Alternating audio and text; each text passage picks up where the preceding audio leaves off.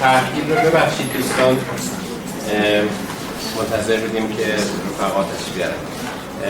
خیلی تشکر میکنم از حضور همه علاقمندان دوستان و اساتید محترم دکتر جلالی، سایر دوستان و امروز در خدمت جناب دکتر مسعود عارف نظری هستیم که افتخار دادن سخنرانی ماهانه این دفعه رو با عنوان ترانسپرسونال هیپنوزیس، اگه درست یادم مونده باشه حالا بعدا توضیح خواهید داد.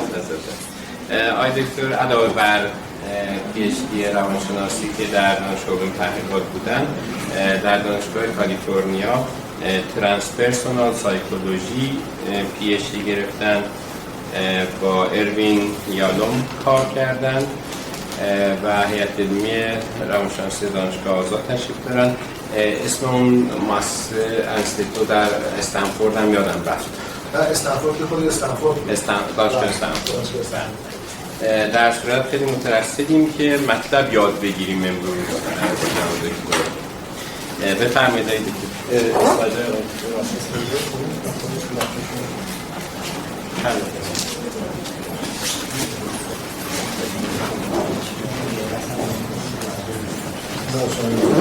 فیلتر شکن نمیخواد اسلایداش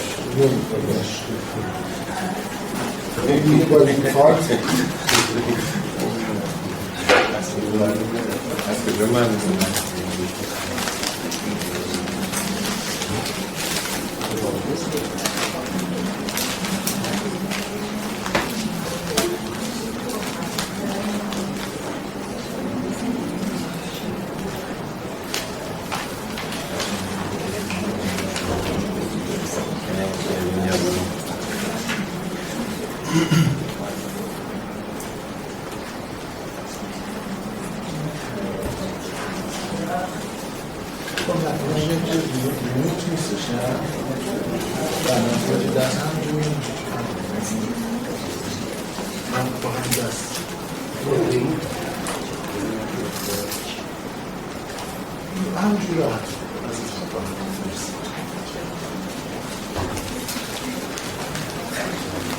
سلام عرض میکنم خدمت حضار محترم اساتید بزرگوار گرامی. تشکر میکنم از انجمن هیپنوتیزم که بنده رو دعوت کردم که در خدمت شما باشم. بتونم موضوع روانشناسی و درمان ترانسپرسونال رو به بحث و گفتگو بگذارم. من خیلی فکر میکردم که چگونه این مطلب رو فراهم بکنم که مورد استفاده تعداد بیشتری از حضار باشه. با آقای طباطبایی هم مشورت کردم در این زمینه، چیزی به ذهنم نرسید. فکر می‌کنم که بهترین کار این است که این بحث رو به شکل پرسش و پاسخ ما ببریم جلو، چون که برخی از اساتید و بزرگواران اینجا نشستن که من باید ازشون بیاموزم و می‌بینم که برخی از دانشجویان خودم مثلا یه نفر رو می‌شناسم که دانشجوی فوق لیسانس هستن، مثلا علاقه‌مندن و اومدن می‌خوان بیشتر در این موضوع اطلاعات کسب کنم. من اجازه میخوام یه چند تا سوال بپرسم. کلمه ترانسپرسونال رو چه کسانی باهاش آشنایی دارن تو این جمع قبلا شنیدن؟ ترانسپرسونال، روانشناسی ترانسپرسونال، درمان ترانسپرسونال رو قبلا کلمه‌اش به گوششون خورده. اونی که به شما خورده یه شوخی هست که میگن که از انیشتین خواستن که نظریه نسبیت رو تعریف بکنه و انیشتین به دوستش گفت من چگونه میتونم نظریه نسبیت رو تعریف کنم. خودی مطالعات فیزیکی لازم داره، اطلاعات زمینه پیش زمینه قبلی میخواد و میتونیم باید در موردش بستر سازیم. این اصرار انیشتین انکار اون مثال بزد که یک کوری از دوستش پرسید که سفید یعنی چی؟ و این شروع کرد که سفید رو توضیح دادن. هرچی مثال میزد این متوجه نمیشد. گفت مثلا مثل رنگ پر قاز. گفت قاز چجوریه؟ اینا گفت قاز پرنده بزرگیه، یه گردن کجی داره. دستی کشید به گردن کج این قاضر به حال فهمیدم سفید چیه. من متوجه شدم که بعضی وقتا وقتی که روانشناسی ترانسپرسونال رو در یک گفتگوی یک ساعته معرفی میکنم خیلی دچار سوء تفاهم میشه. مثلا من در یکی از سخنرانی هام یه جا دعوت کردم در مورد ترانسپرسونال صحبت کنم و در یک بخشش در مورد درمان‌های ترانسپرسونال صحبت کردم و به مثلا درمان‌های انتیوجنیک که در ریشه در LSD سایکوتراپی و درمان‌هایی داشت که یک ماده‌ای رو میدادن به شخص برای اینکه بره در عمق ناهوشیاری. بعد دیدم که یکی از بزرگواران که در این جلسه حاضر شده بودن در جاهای دیگه صحبت در ترانسپرسونال که معرفی می‌کردن میگفتن که ترانسپرسونال این نیست که شما باید LSD بخوری و به پیک اکسپریانس برسی و فاز بگیریم و اصلا علت اینی که من اومدم اینجا این بودش که یه خورده احساس وظیفه کردم که از برخی از کشف‌فهمی‌ها جلوگیری کنم. عنوانی که من انتخاب کردم برای سخنرانی طب کل‌نگر درمان ترانسپرسونال و انسان قرن 21 است. وقتی که میگیم کل‌نگر منظورمون چیه؟ وقتی که صحبت از کل‌نگر میکنیم منظورمون این است که لایه‌های مختلفی از انسان رو ما میان در نظر میگیریم و درمانی رو که طراحی میکنیم یا نگاهی رو که به سلامت اون شخص طراحی میکنیم متناسب با تمامی اون لایه‌ها طراحی میکنیم. در روانشناسی ترانسپرسونال 4 سطح ما داریم و در طب کل‌نگر هم همین 4 سطح رو داریم، در بررسی انسان، در بررسی علت بیماری و همچنین در بررسی روش‌هایی که این علت‌ها رو برطرف میکنه یا درمان رو حاصل میکنه. خب بادی، مایند، سول، اسپریت، این چهار سطح رو من الان نمیخوام باز بکنم چون که خودش موضوع فلسفی عمیقی، ولی به شکل یه مقدار شناخته شده ترش ما میتونیم بگیم که ماده، فیزیولوژی، ذهن، سایکی، روان، ناهوشیار، هوشیار، ناهوشیار جمعی، به قول آقای دکتر اشایری نان کانشس، چیزهایی که ایشون میگن نان کانشسه، ما در روانشناسی ترانسپرسونال بهش میگیم کانشسنس، مثلا خود مقوله هوشیاری.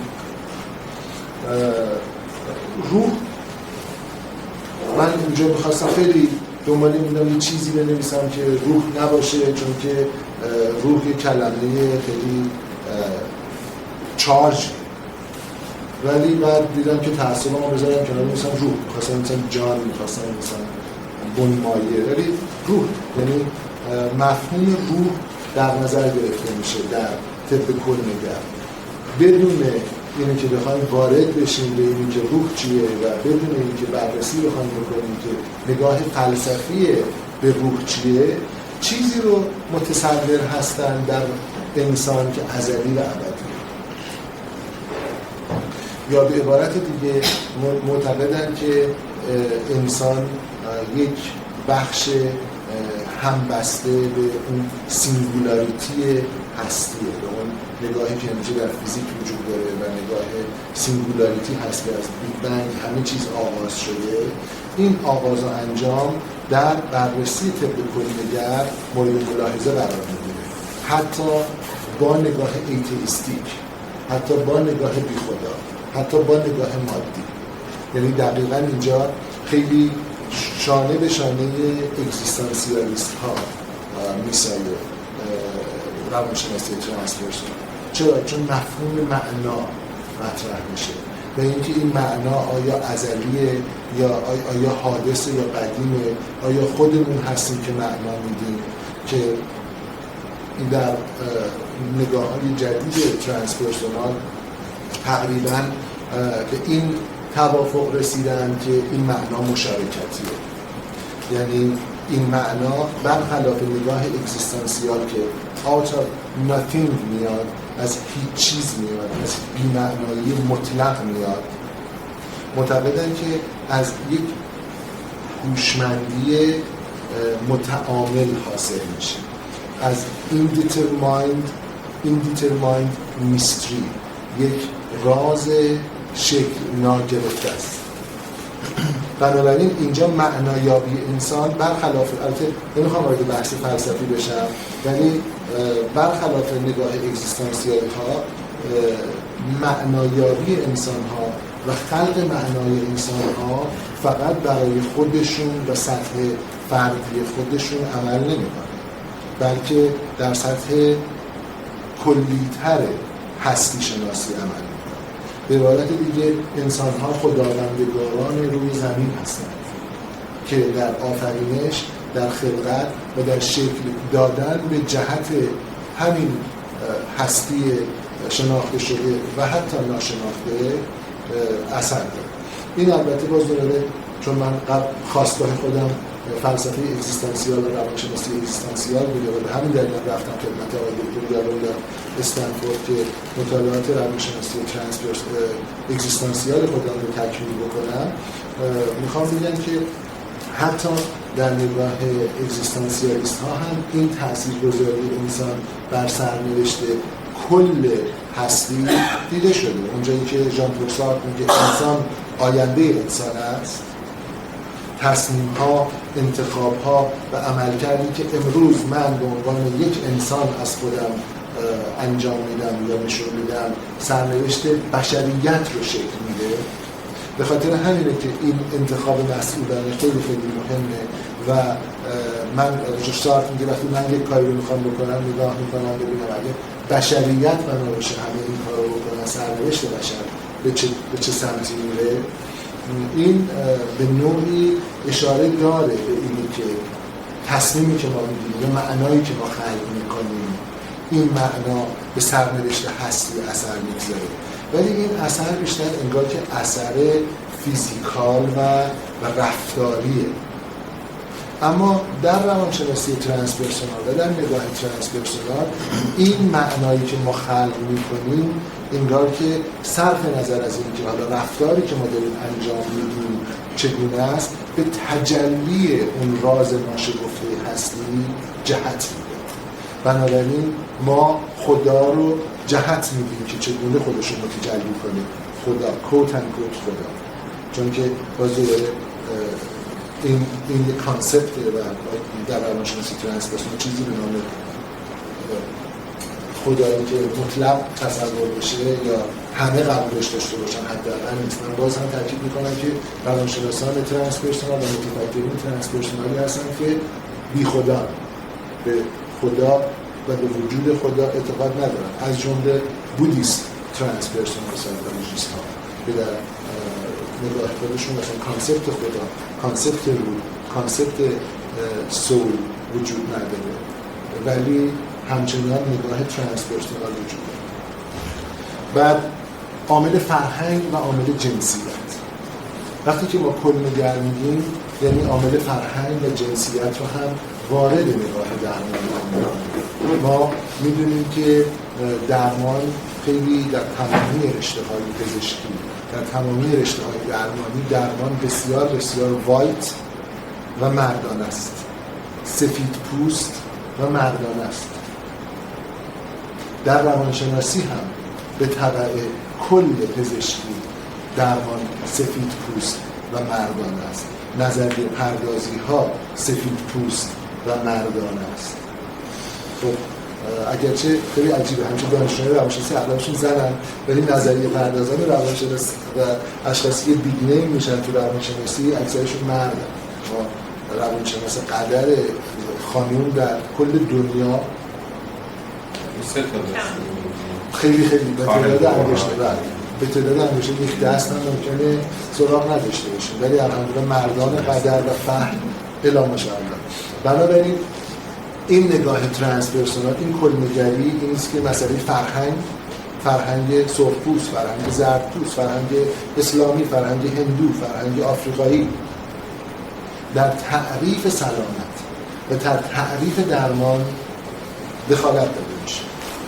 و همچنین نگاه جنسیتی، یعنی یک رشته خیلی مستحکمی در روانشناسی ترانسپرسونال فمینیست سایکولوژیست ها هستند یعنی فمینیست سایکولوژیست ها اغلب خودشون رو به این کمپین متعلق می‌دونن برای اینکه این کمپین بیشتر ازشون حمایت می‌کنه. پس در مورد پلیگر منظور این است که ما تمامی ابعاد انسان رو مورد ملاحظه قرار میدیم. این ماجرا یک خاستگاه فلسفی داره.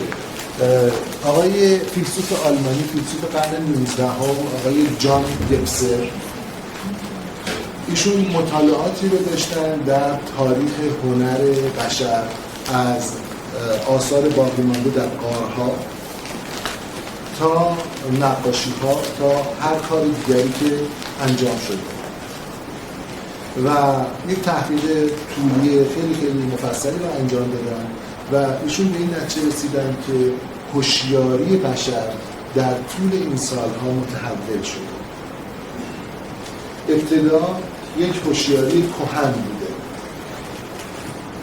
در این هوشیاری کهن به نظر میرسه که هیچ اثر هنری هم خلق نشده، چون انسان ایگویی رو برای خودش هنوز شکل نداده به عنوان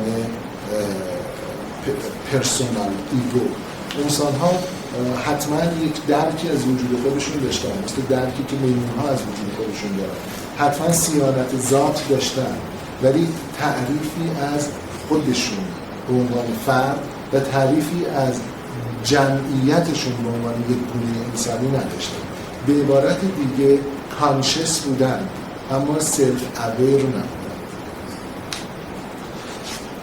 و اینها همه با مطالعات عصبشناسی و مطالعات نورولوژی و رشد و تکامل مغز انسان به عنوان یک گونه حیوانی در طول 3 میلیون و 600-700 هزار سال که از اولین هومو ارکتوس ها، اولین اون نخستی ها میان دو دسته میشن میلیون سال ها و انسان ریخت ها، اولین انسان ریخت ها که به وجود اومدن مدام مغزشون در حال رشد بوده، مدام تخصصی تر شده، مدام قشر مخ پیشرفته تر شده، تا اینکه انسان ها تونستن یک مفهومی از خودشون منفک از محیطشون درک کنن.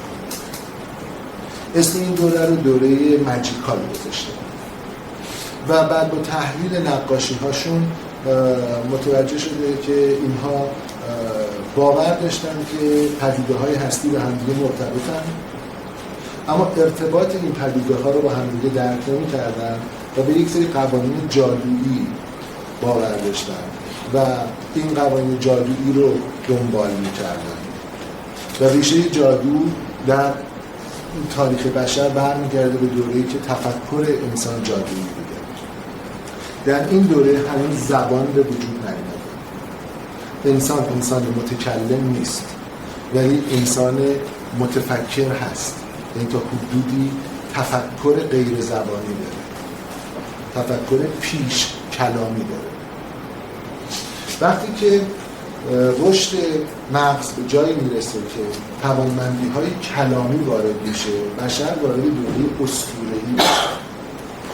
تمام خدایان ما از چیزی که آدم میگریزه سر راهش سبز میشه. من از باد مستقیم کولر همیشه گریزام من گفتم که بیان بچرخ.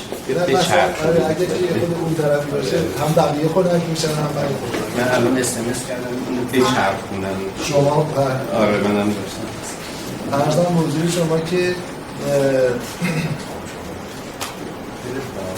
آقای داموش جوجوری شد.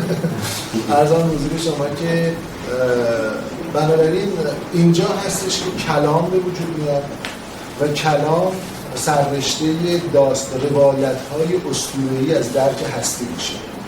خدایان، ایزدبانوها، پیامبران الهی، تمامی میتولوژی که بشر به اون باور داره در این دوره حدوداً 15,000 سال ایجاد شد.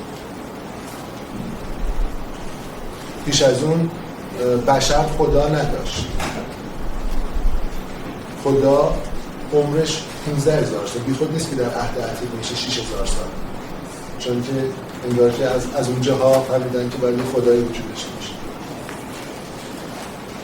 و بعد بشر وارد دوره عقلانیت میشه پس از رنسانس، وارد منتال ایرا میشه. اینجا کاملا ایگوی خودش رو مستقل میکنه از جهان هستی، از زمینه جدا میشه، مستقل میشه. انسان و انسانیت مرکزیت پیدا میکنه و خب میدونیم حتی بعضا خدا دینایی میشه.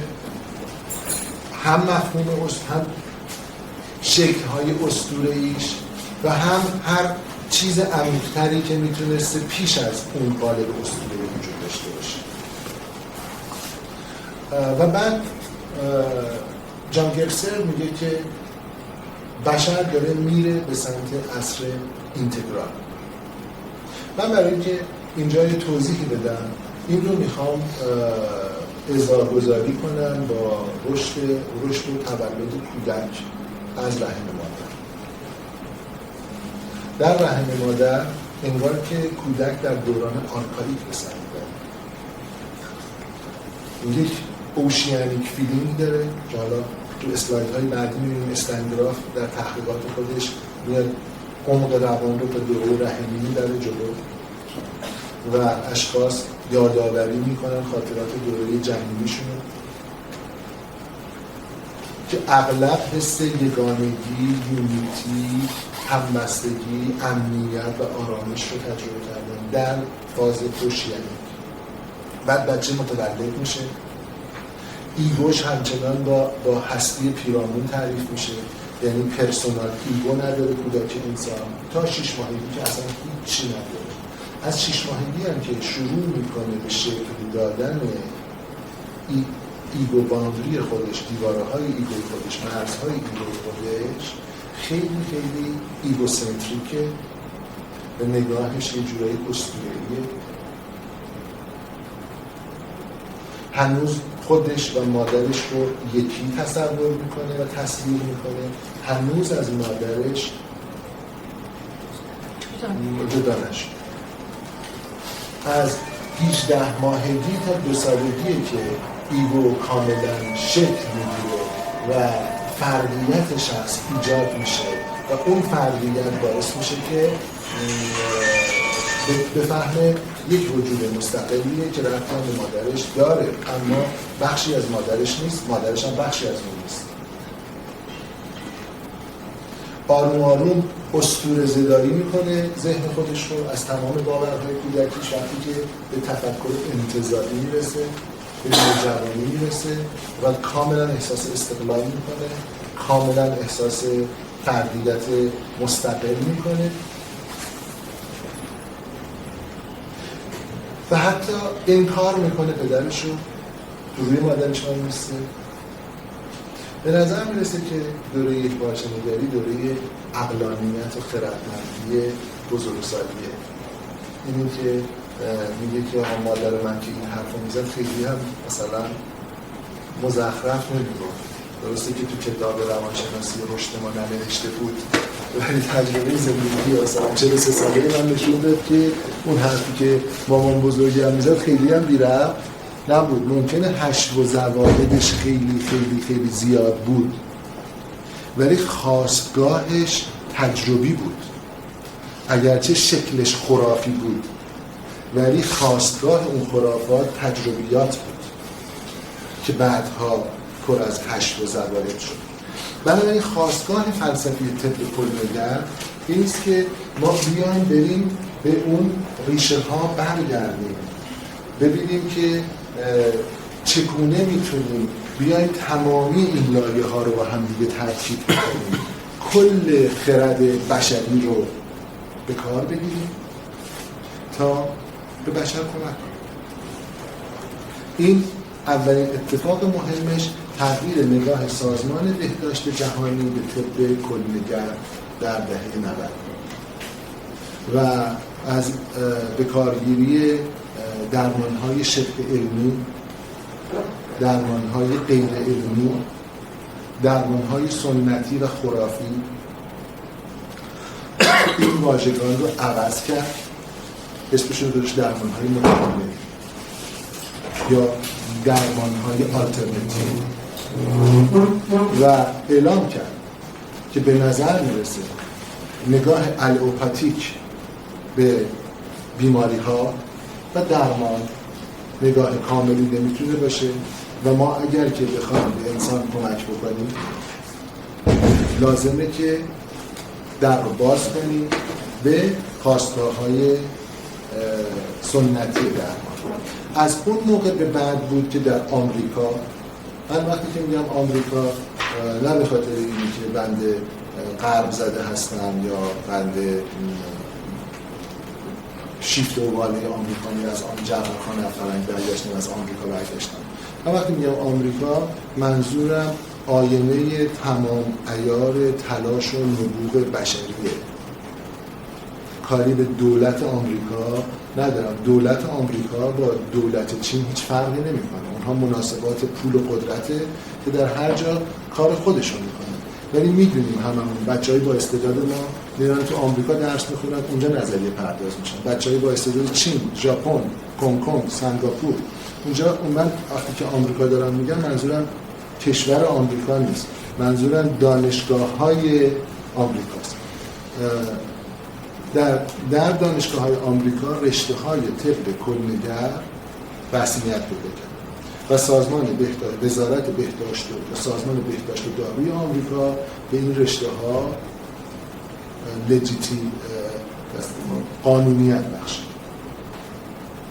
رشته‌هایی مثل آکیوپانچ، مثل آیورودا، مثل درمان‌های بدنی و بعد اومد اینها رو ترکیب کرد و رشته‌های ترکیبی مثل روانشناسی سلامت یا نچروپاتی یا ترادیشنال مدیسین به وجود آورد که در این رشته‌ها یک پزشک علاوه بر اینکه کورس‌های پزشکی خودش رو میگیره با یکی از تخصص‌های سنتی طب چین یا طب هند، متأسفانه طب همین دو تا طب الان هست که در دنیا به عنوان یک نظام کامل درمانی حرفی برای گفتن دارن.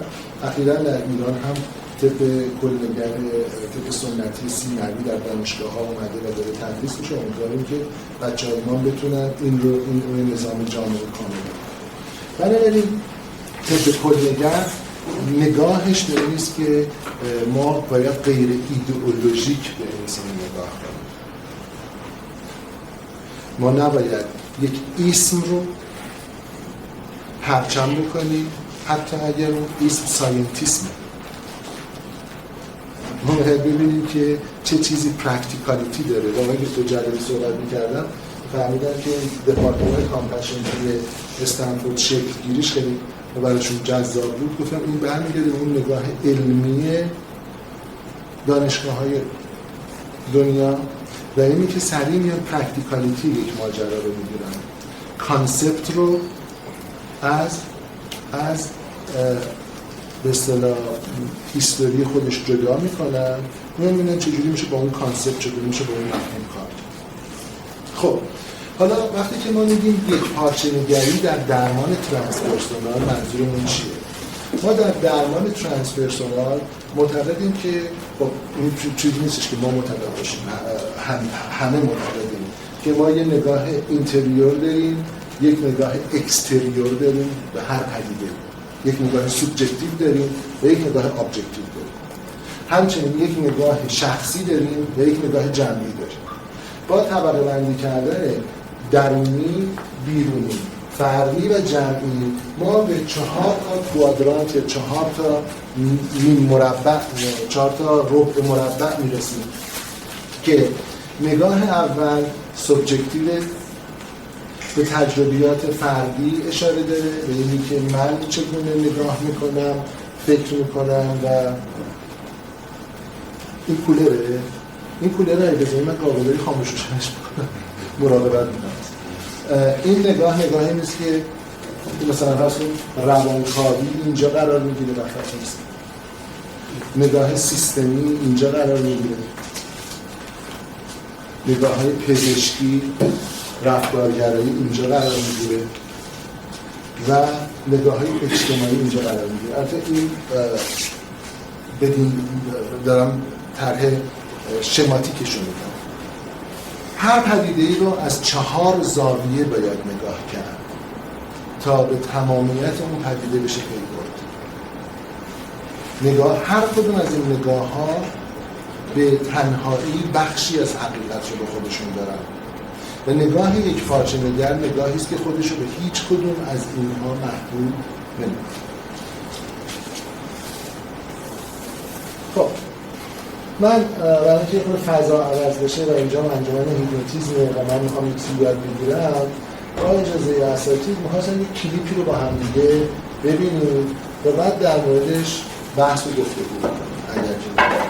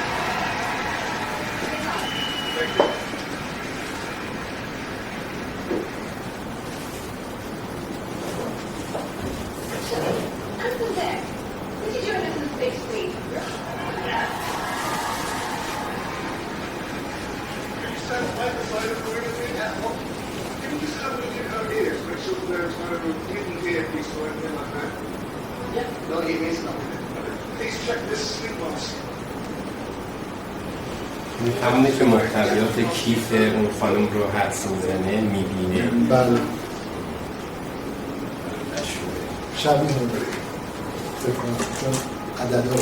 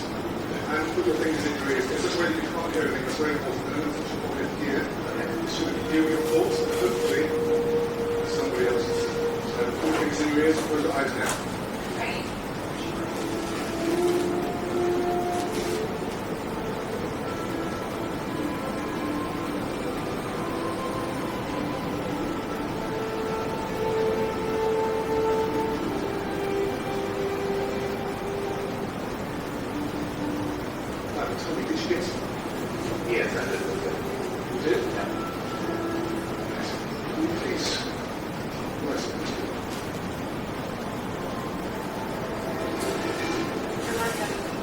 the first time, what was the country you were trying to send Simon?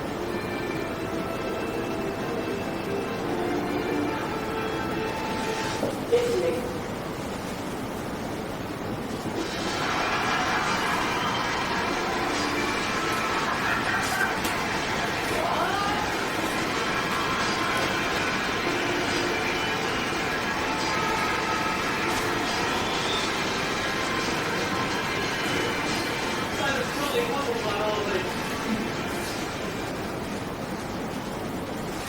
خب شاید از این چیزا روزانه موارد بسیار زیادی شد که گوشیامون برای میاد میره.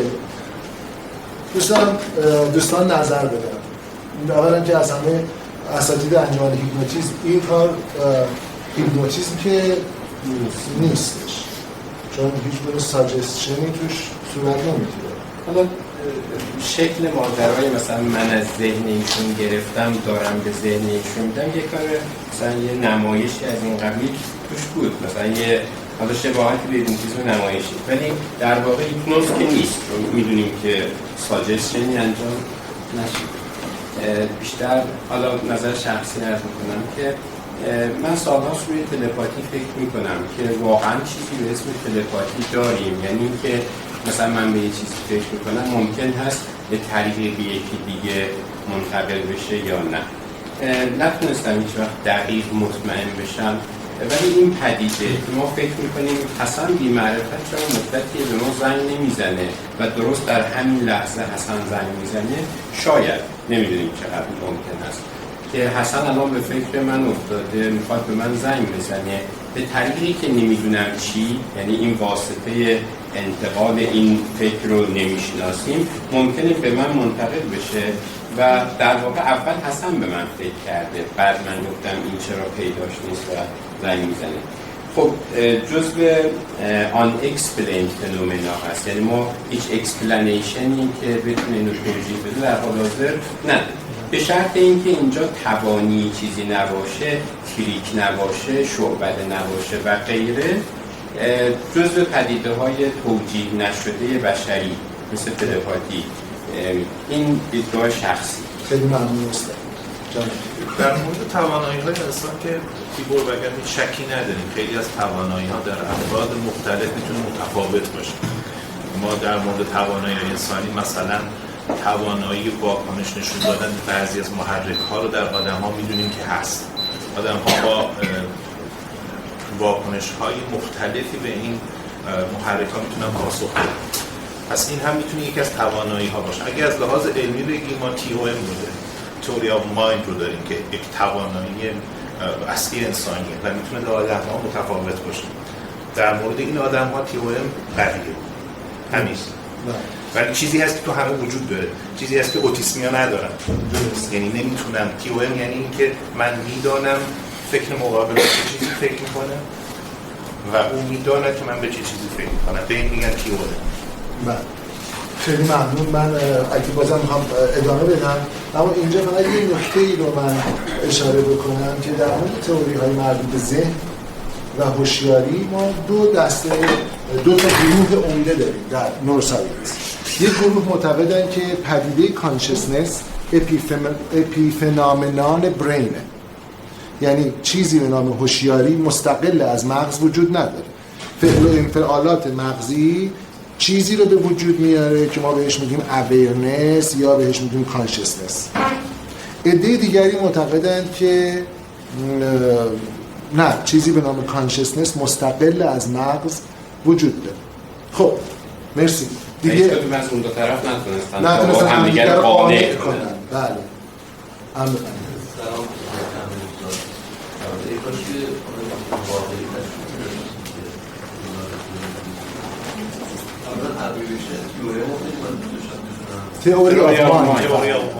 Theory of mind.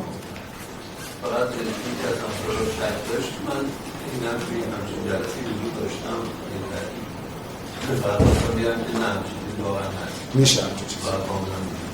یه سوال معترضه وسط سوال قبلی، چه کسانی واکنش بلافاصله شون نسبت به یک همچین کلیپی یا همچین کلیپ هایی این نیست که اینا کلک؟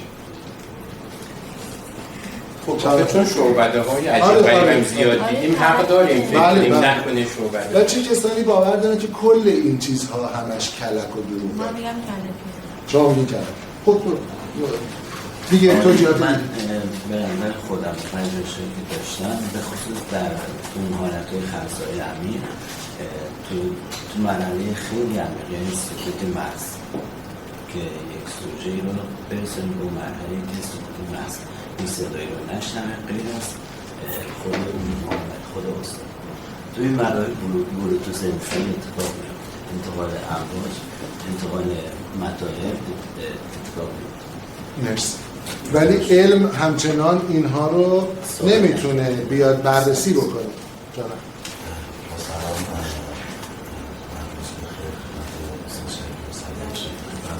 یکم بلندتر صحبت می‌فرمایید دوستان پایان. من فکر می‌کنم که همونطور که اگه برگردیم به گذشته و انسان‌ها یک زمانی فکرشون نمی‌رسید که شاید بتونن از طریق گوشی تلفن با هم تماس بگیرن و ارتباط برقرار کنن. اگر الان به راحتی در هر نقطه‌ای از دنیا این ارتباط برقرار میشه،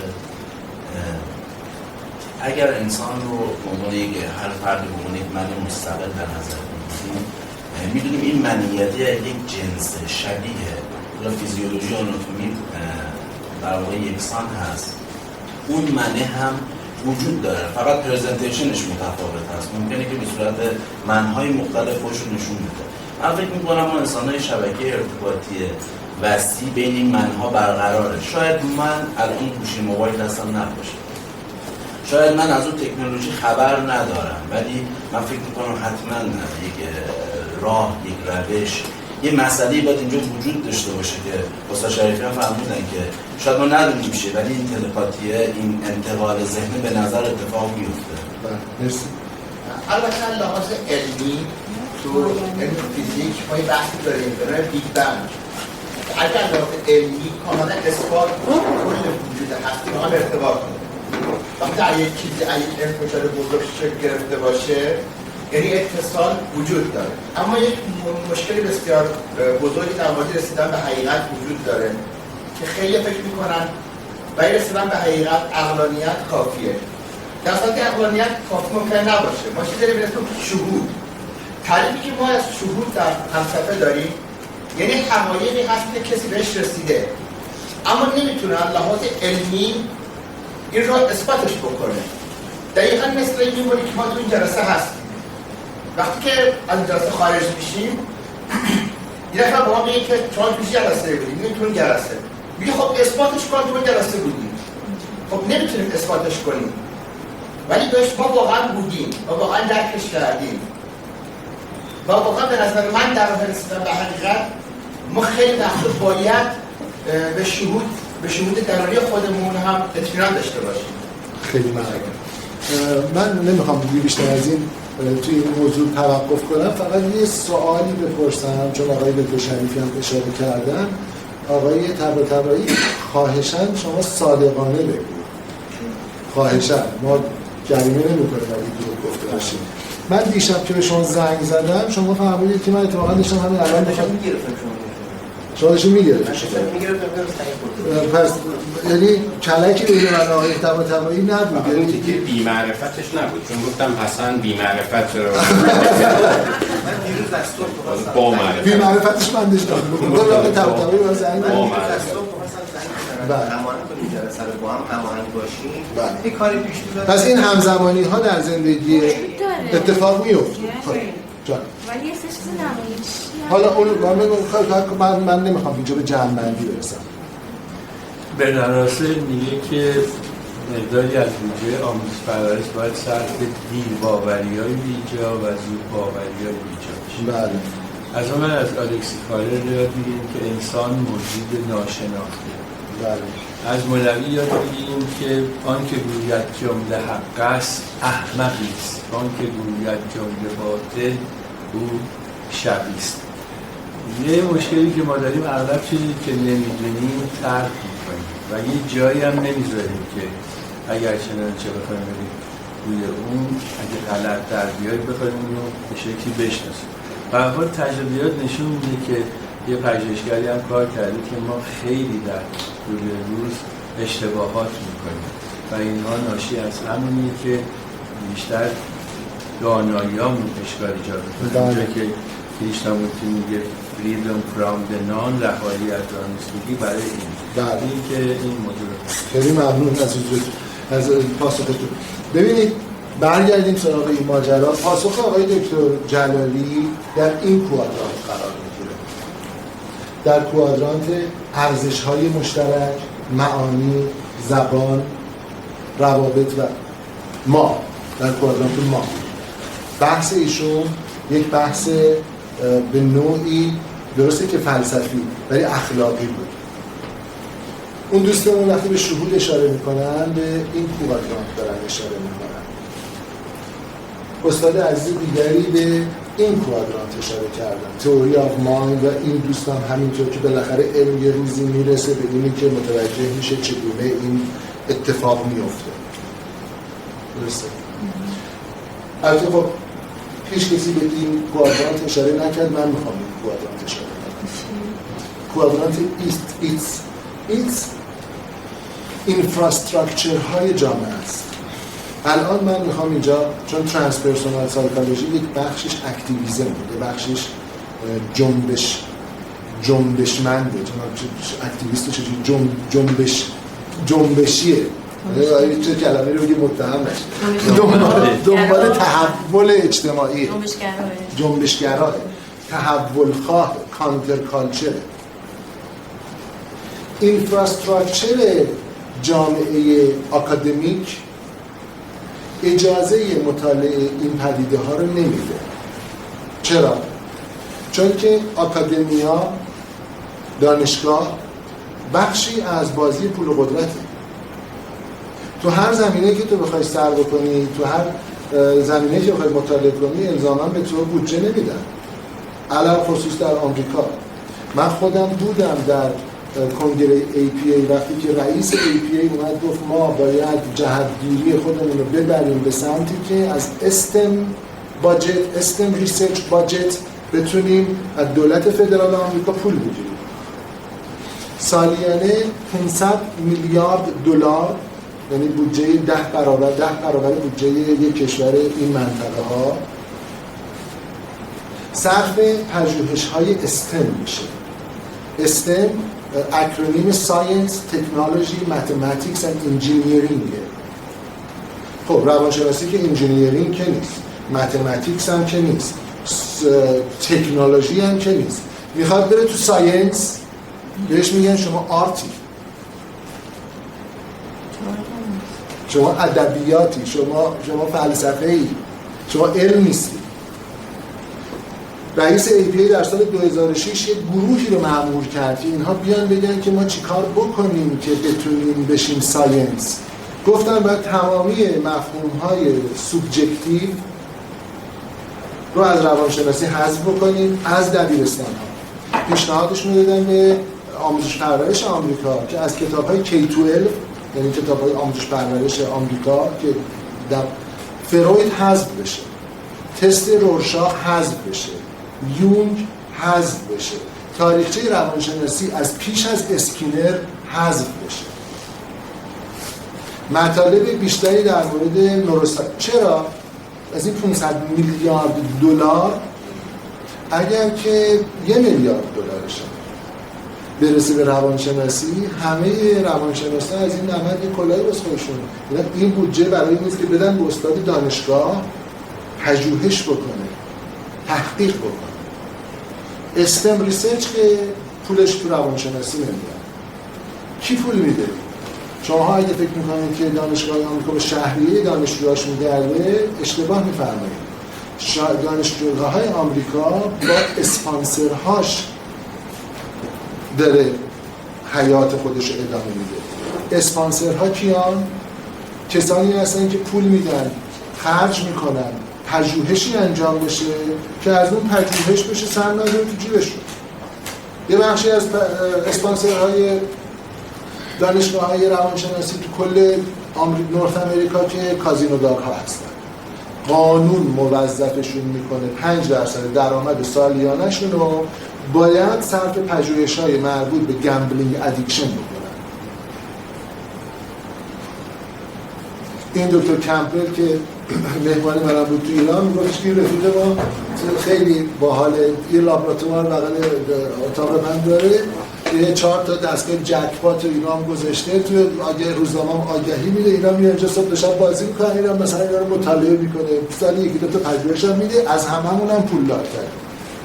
حالا این پژوهش به چه دردی میخوره نمیدونیم، یعنی فقط موظف کردن که آقا تو کازینو دار باید بیای در درمان اعتیاد به قمار هم نتیجه پژوهش این باشه چیکار کنیم معتاد بشن، چون کازینو دقیقاً ما نمیدونیم کازینو دار از این نتیجه چگونه استفاده میکنه، که اگر که ما فکر کردیم که کازینو دار حالا میاد یه کاری میکنه که آدما اعتیاد به قمار پیدا نکنن که اصلا یعنی شلیک کرده تو پای خودش. مثل داستان آزاد کردن ماریجوانا که اگه برای ملت آب نمیشه برای یه نون میشه، با پژوهش ثابت میکنه که پس ماریجوانا رو باید لگالیزه. بله و بعد با همین پژوهش ثابت کردن که باید ماریجوانا رو یا LSD رو ایلیگالش بکنن. چرا؟ چون LSD منجر شد به نهضت هیپیا. همه آزادی میخواستن، میگفتن آقا فری لاو، فری رول، فری هوم، فری فود. ما با آمریکا، ما با ویتنام هم جنگی نداریم. All in all are just another bricks in the wall. We don't need no education. We don't need no thought control. گفتن خیلی بده که بعد پژوهش ها ثابت کرد که LSD باعث روانپریشی میشه و غیر قانونی شد. بعد دیدن که بابا هر ننه قمر یه دونه گلدون گذاشته تو خونش داره ماریجوانا تولید میکنه میفروشه بچه محلاش، مالیات من کو؟ پول من کو؟ روانشناسی رو الان 2 دسته سازمان بزرگ در آمریکا هدایت میکنن تحقیقاتش، شرکت‌های بیمه و شرکت‌های داروسازی. یک تحقیقی دیدم که 76% باجت تحقیقاتی آمریکا رو یا شرکت‌های بیمه دارن میدن یا شرکت‌های داروسازی. حالا شما فکر کنید شرکت بیمه پژوهشی رو که بگه شما باید 3 سال، 4 سال، 5 سال روانکاوی بشی تا خوب بشی رو پول میده بسرش. پژوهشی رو میخواد پول بده که بین 12 جلسه تا 4، اگه میشه 4 جلسه، اگه میشه 5 جلسه. من حاضرم به تو $2 میلیون پول بدم تو ثابت کنی یه درمان 5 جلسه‌ای وجود داره. مثلا این درمان‌های ترک اعتیاد 3 روزه ختنه بدون درد که روانشناسای ما بعضیاشون تابلوهاشون میزنن. درمان اعتیاد با لیزر. درمان دیگه شده در ایران. بله. انواع اقسام. خب شرکت بیمه نمیخواد پول بده 80 جلسه تو بری قصه این ننه قمر بگی تا ریشه مشکلت حل بشه. خانم لولو شقاقی از دوستان من و از کسانی هستن که تو مرکز ما کارهای مشاوره تغذیه و سلامت سبک زندگی رو انجام میدن، چون که سان فرانسیسکو سالهای سال کار میکردن، شون فوق لیسانس شیمی دارن و توی شرکت دارویی کار میکردن. در یه مقطعی که اون مقطع نهایتاً منجر به میشه که ایشون از مینستریم بیاد کنار و بیاد سراغ آلترناتیو، میگفت منو فرستادن دکتر، افسرده شدم. دکتر 3 جلسه که با هم صحبت کرد، جلسه 4 سرم داد زد. گفت ببین من باید تو رو در عرض 12 جلسه فیکس کنم برگردی سر کار. این حرفایی که میزنی جاش اینجا نیست. تمرینت رو انجام بده، جلسه بعد بیا. تمرین رو داده اصلا موندم که چه روانشناسی رو من دارم گریه میکنم. مثلا میگه من حوصله این منقبربازی ها رو در ندارم بیاری. 12 جلسه بیمه پول تو رو میده. آره باشه خود میشم.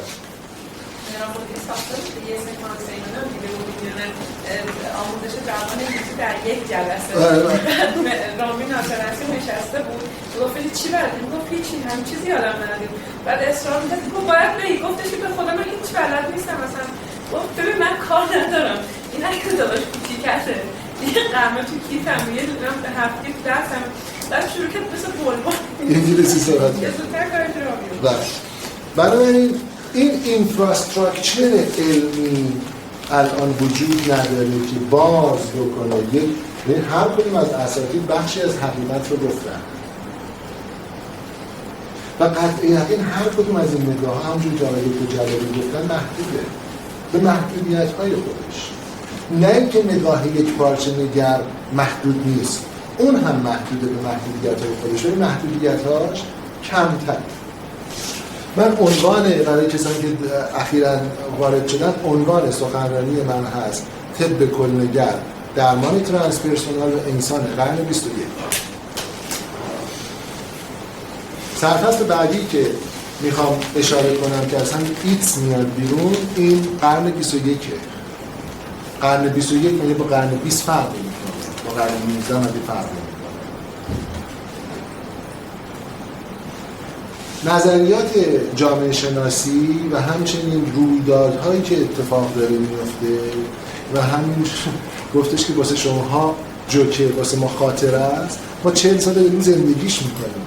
این اتفاقاتی که داره میفته نشون میده که قانون قبلی نمیتونه به مسیر خودش ادامه بده. اینفراستراکچر جامعه به این شکل اگر بخواد حفظ بشه که به نفع روابط پول و قدرت هست، ثروتمندان و سیاستمداران تا حالا خیلی خوش بودن، الانش هم هستن و قطعا هم میخوان که ابدی باشه خوشیشون.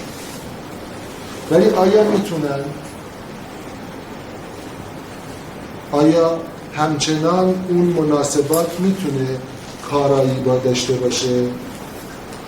یه سری از این سری که نوشتم میگه نه، نمیتونه. مثلا کشور خود رو نگاه کنید، 38 سال پیش مثلا یک مقام رسمی حکومتی یک حرفی رو میزن، 90% مردم ندون بدون آمار تمام و کمال باور میکرد. تلویزیون اگر روشن میکردن یک چیزی میگفت 80% جامعه قبول میکردن.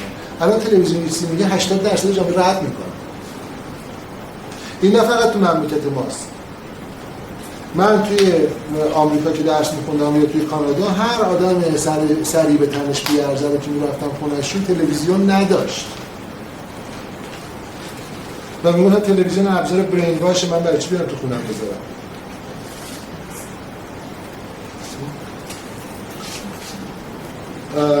وجود درک وسیع و عمیق از جهان هستی که دوستمون به عنوان تئوری بیگ بنگ اشاره کرد، سینگولاریتی، نظریات مالتیورس، جهانهای موازی، فیزیک کوانتوم، اینها اجازه نمیده که قرن 20 با همون ماجرای قرن 19 بره جلو.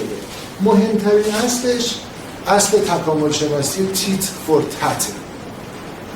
کسانی که با روانشناسی با تکامل شناسی آشنایی دارن میدونن گونه هایی باقی میمونن که تیت فور تت رو یا این جای اون رو رعایت میکنن. مثال خیلی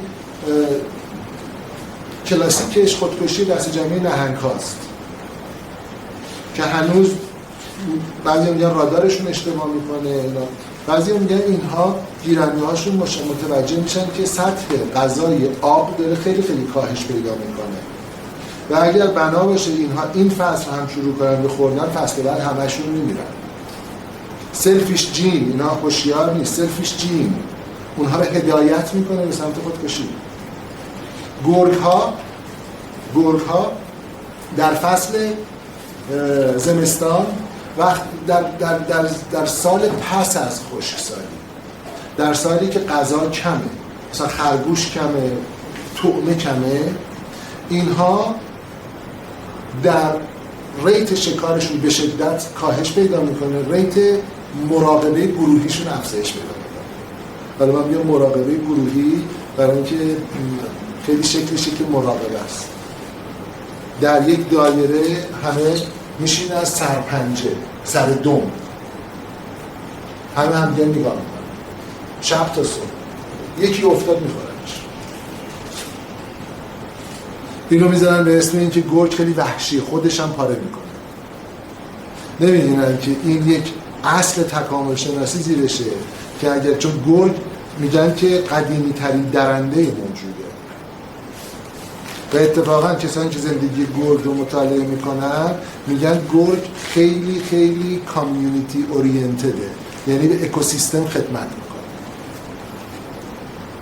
خیلی وقتا وقتی دسته‌ای حمله میکنن، مثلا 40 تا گوسفند پاره میکنن، 4 تاشو میخورن، میگن اینا غذا میذارن برای کفتارها، غذا میذارن واسه لاشخورها، غذا میذارن واسه حشرات، غذا میذارن واسه مورچه‌ها.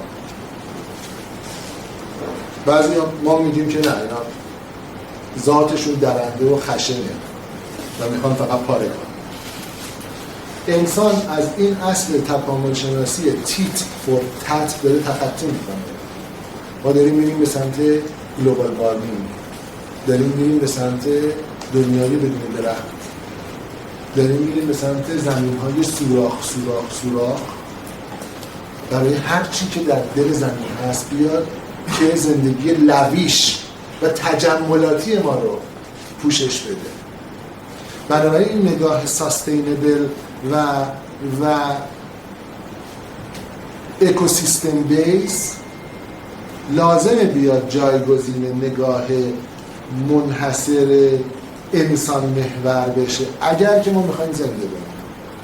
البته باز دوباره این حرفا رو خیلی قبول نمی‌کنن، مثل آقای دونالد ترامپ به محض اینکه میاد توی کاخ سفید توافق پاریس رو ازش میاد بیرون. چرا؟ چون اون صنعتگر الان پولش رو میخواد، کاری نداره که 60 سال دیگه زمین اینقدر گرم میشه که نمیشه توش کشاورزی کرد، چون نمیشه پیش‌بینی کرد.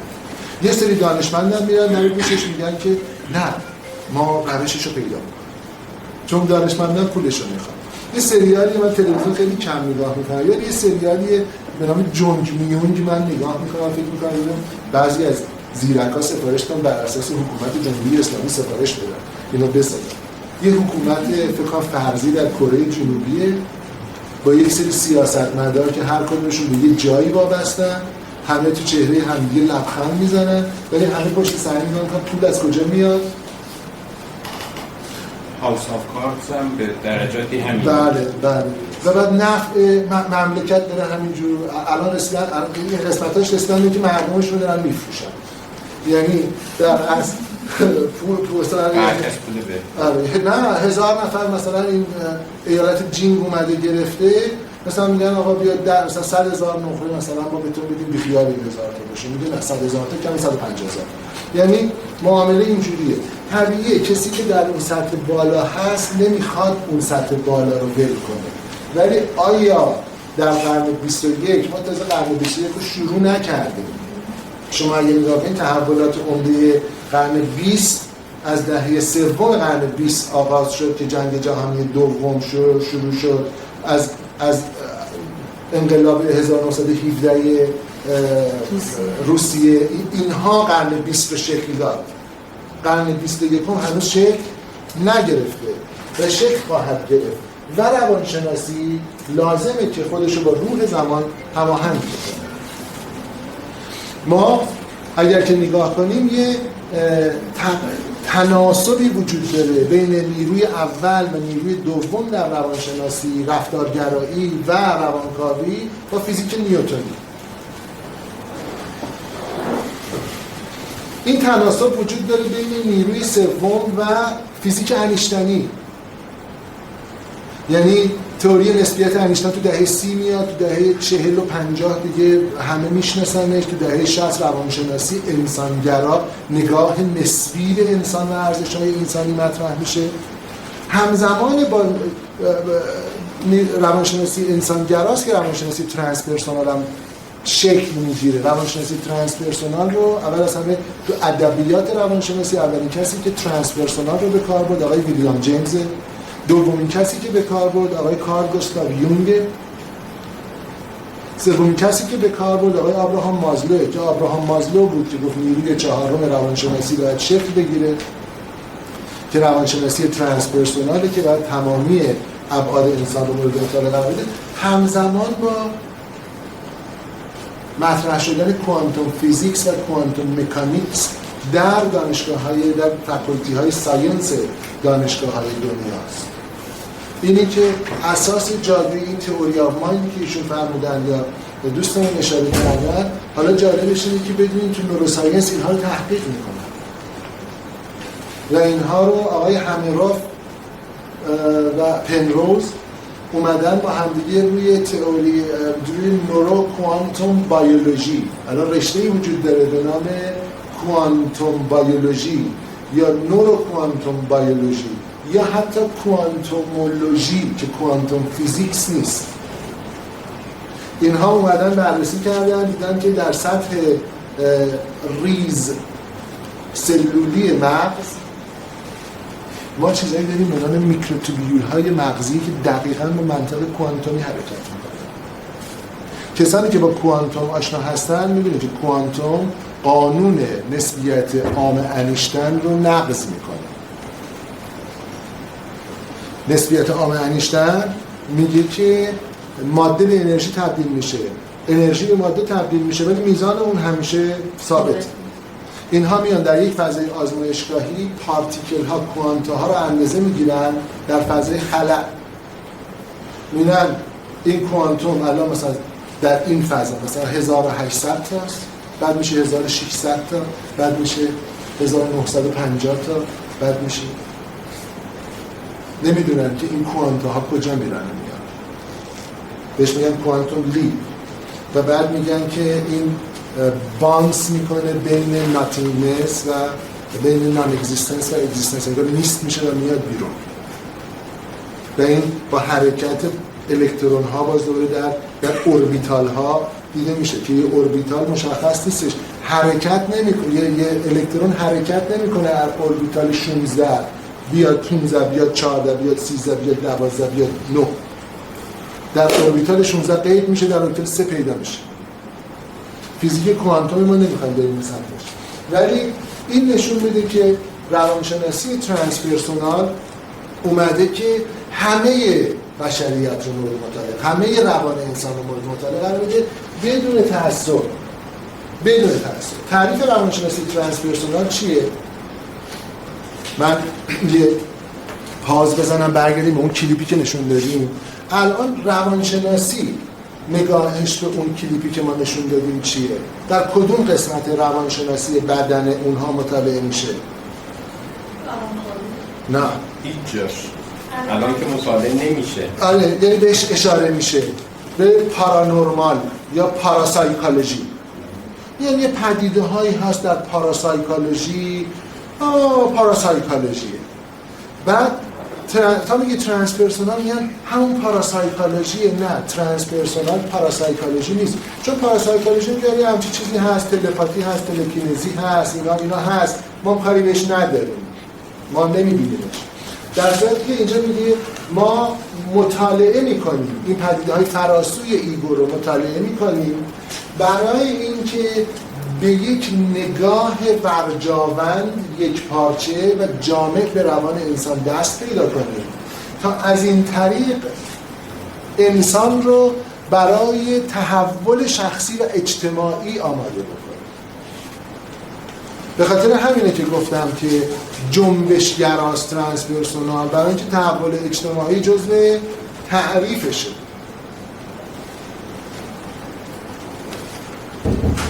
آقای دکتر فرر که از بزرگان روانشناسی ترانسپرسونال هستن اومده بودن ایران و یه سخنرانی داشتن و در اون سخنرانیشون ایشون اشاره کردن که روانشناسی ترانسپرسونال اگر که روزی به همه گستر بشه مرگشه. چرا؟ چون که همیشه کانتر کالچر، همیشه در جستجوی تغییره، همیشه به دنبال تحوله. پس ما هیچ جای روانشناسی رو نمیبینیم که دگردیسی انسان، تحول انسان، ترانسفورمیشن انسان موضوع مطالعهش یا هدف مطالعهش باشه. میرسیم به سلامت، نهایتش سلامته و بله نظریات انسانگرا فراسوی تعارض و به سوی خرسندی رو هم مطرح میکنن. ولی باز دوباره ما می‌بینیم تو درمان‌ها چیزی رو نداریم که اون رو شامل بشه، تو درمان‌ها اون رو چیزی نداریم که اون رو پوشش بده.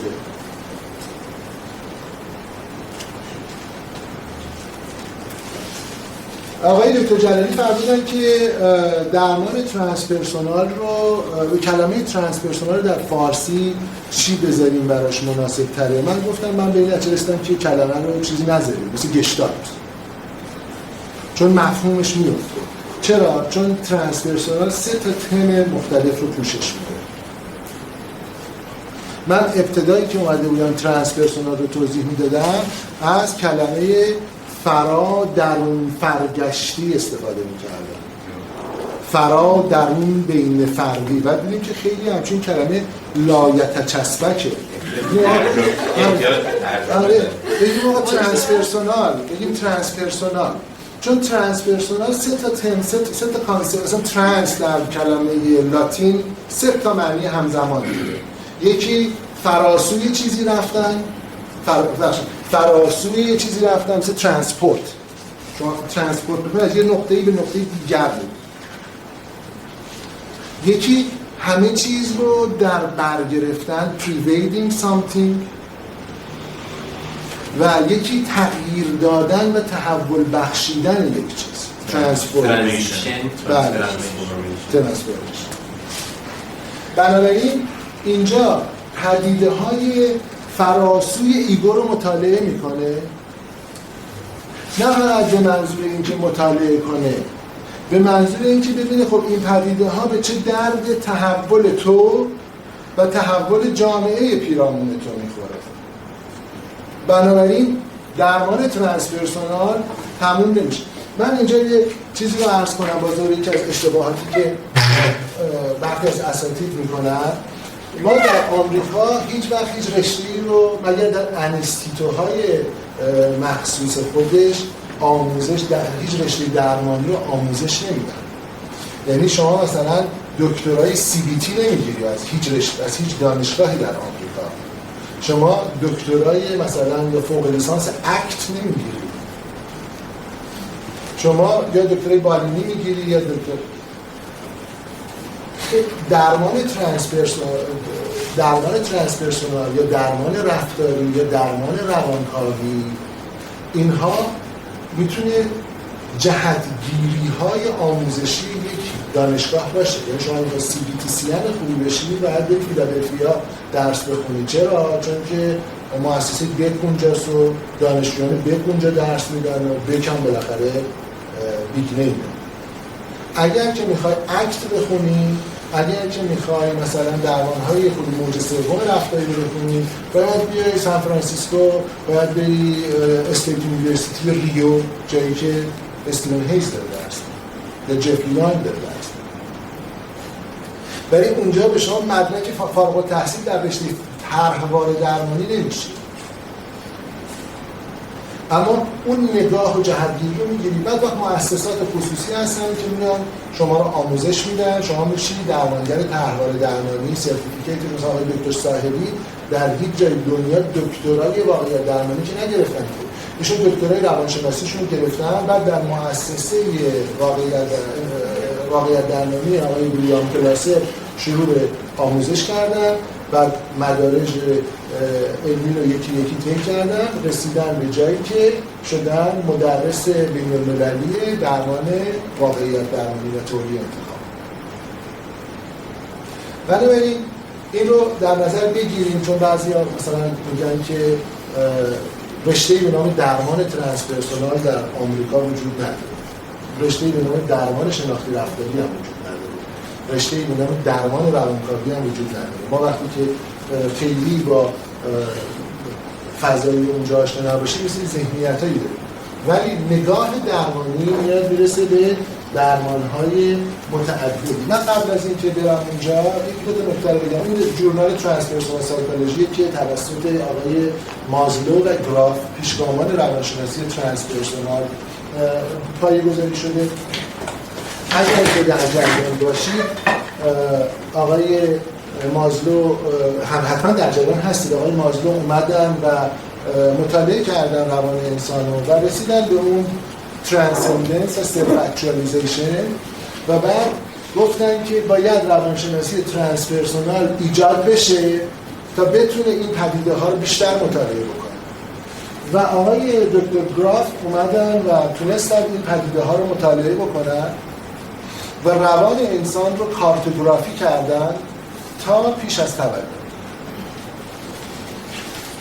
اینها حجم بسیار زیادی از پژوهش‌های مختلف روی درمان‌های مبتنی بر مواد روانگستر مثل ماجیک ماشروم، مثل LSD، حالا باز دوباره LSD ماجیک ماشروم میدن داره هم میزن تو پیشونیشون میگه از فردا روانشناسی ترانسپرسونال بد معرفی میشه. ایرادی نداره، خب بالاخره اینم جزء ریشه و تاریخچه این نگاه و هست. کتاب‌های خیلی زیاد دانشگاه مریلند و بیمارستان جان هاپکینز یعنی بسیار زیاد آقای استانسلاف در اینجا تحقیق می‌کرد روی روش‌های درمان بیماری‌های روانی بر اساس LSD تراپی.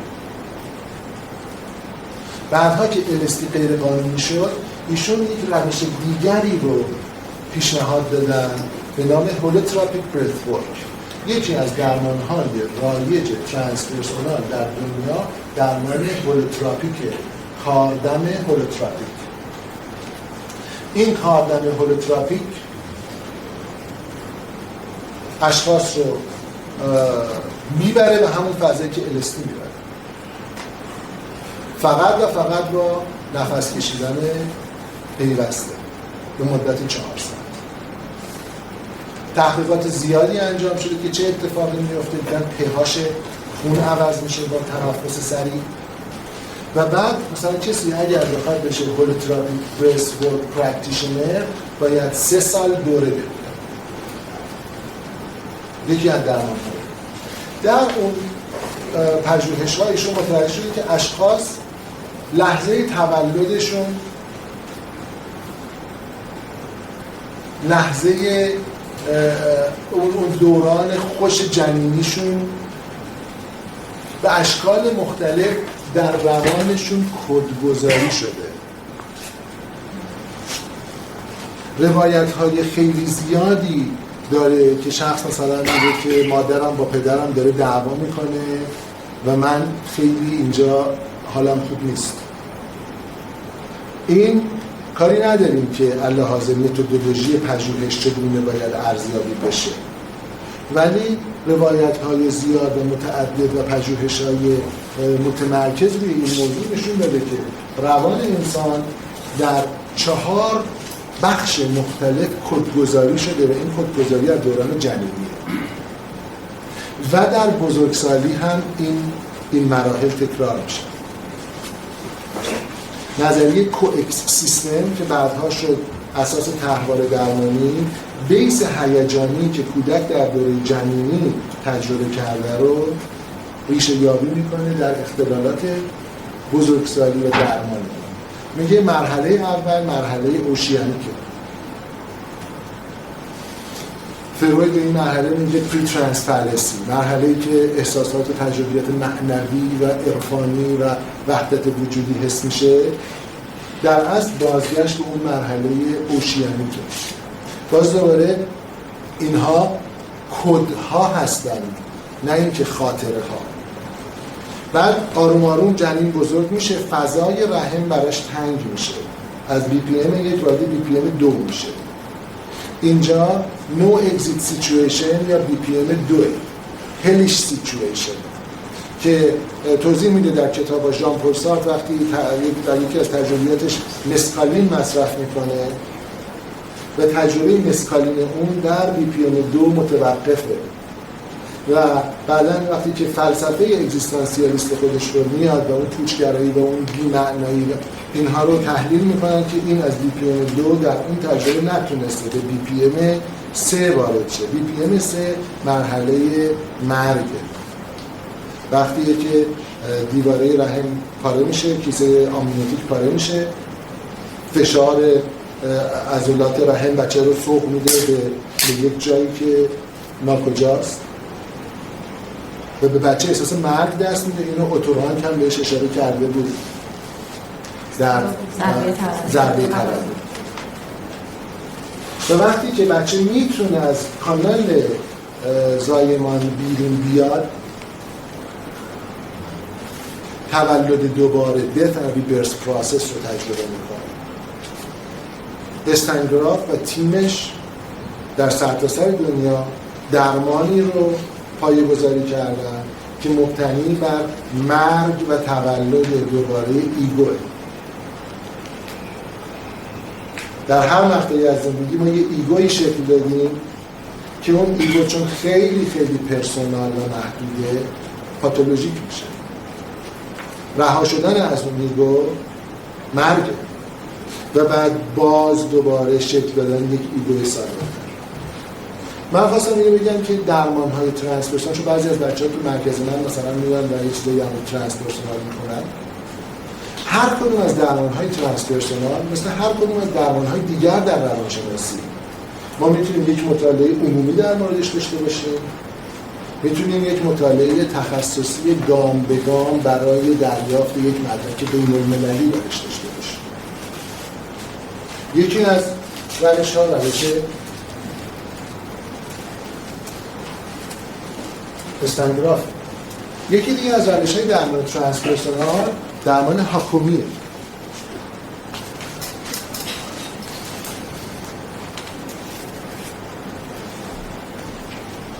هاکومی رو کی معنیشه یادشه؟ ما تابستون پارسال یک استاد فرانسوی اومدن و یک ورکشاپ هاکومی در تهران برگزار کردن. هاکومی معنیش یک کلمه سرخپوستیه، معنیش میشه این همان است و از آن بیشتر.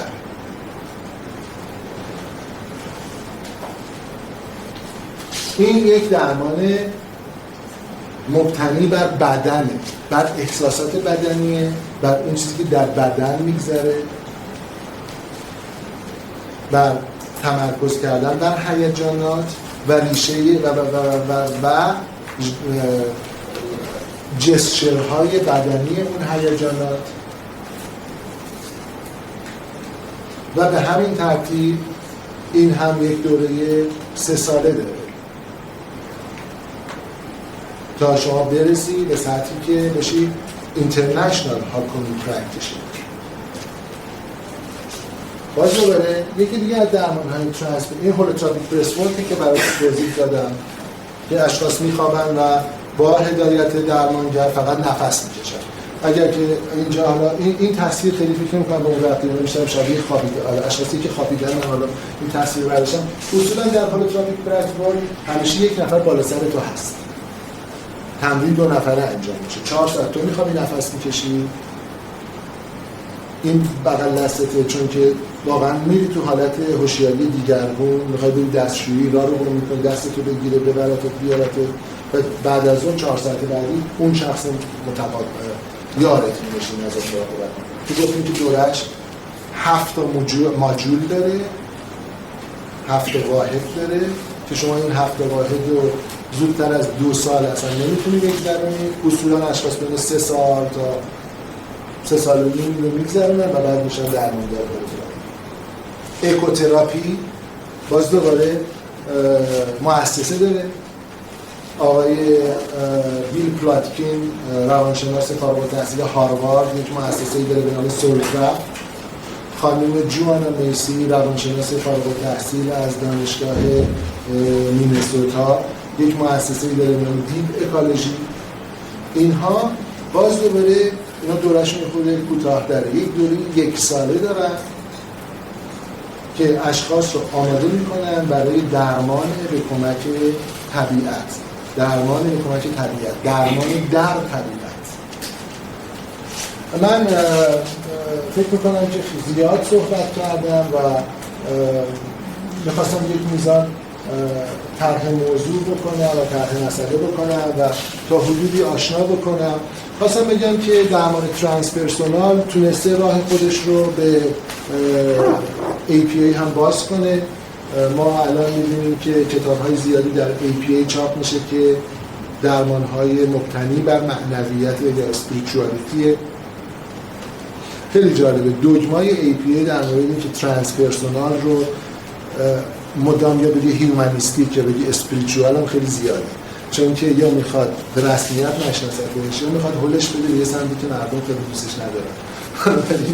این هست و الان باز دوباره تحقیقات زیادی داره انجام میشه در دنیا که درمان‌های ترانس پرسونال هست. بنابراین من اگر که بخوام بحث همینجا نیمه تمام رها کنم و بگذارم که پرسش و پاسخی بشه، درمان ترانس پرسونال، نگاه ترانس پرسونال نگاه جامع و کلی‌گره، تمام ابعاد انسان رو مورد مطالعه قرار میده. رابطه انسان با هسته پیرامون و رابطه انسان با اکوسیستم براش مهمه و دنبال برگشت، تحول، ترانسفورمیشن فرد و جامعه است تا سلامت به شکل